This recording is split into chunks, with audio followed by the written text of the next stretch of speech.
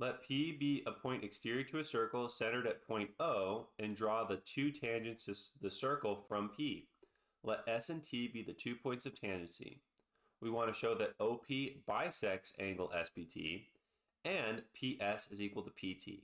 So this picture here is from this description from the problem. So let's go ahead and start this proof.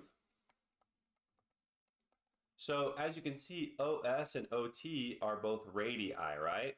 So, and we know that PS and PT are both tangent to the circle.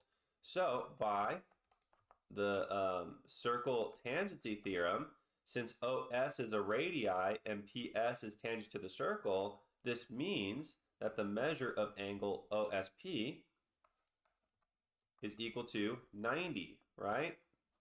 Okay. And we know that since OT is a radius, right, and PT is tangent to the circle by the circle tangency theorem, the measure of angle OTP is also equal to 90. Okay?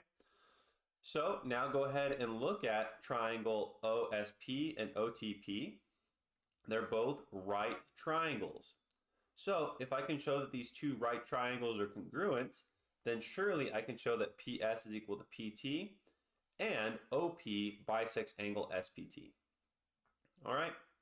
So what I'm going to be using is the hypotenuse-leg congruency theorem. So the only way to use hypotenuse-leg is to have two right triangles, right? So the measure of angle OSP is equal to 90, which is equal to the measure of angle OTP to indicate that these are two right triangles. They both have the same hypotenuse. So OP is, of course, congruent to itself because it's shared in both triangles. And we know that OS and OT, so we know that OS is congruent to OT because they're both radii. So they have the same length.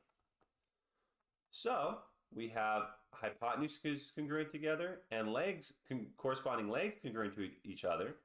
So by hypotenuse leg, that means triangle OSP is congruent to triangle OTP. And if these two triangles are congruent, that definitely means that PS is equal to PT. Oh. And we also want to show that OP bisects angle SPT. So surely, if these two triangles are congruent, which we've proven they are, that means that these two angles are congruent. So we finish this part of the proof. And these two triangles being congruent also implies that angle SPO is congruent to angle TPO.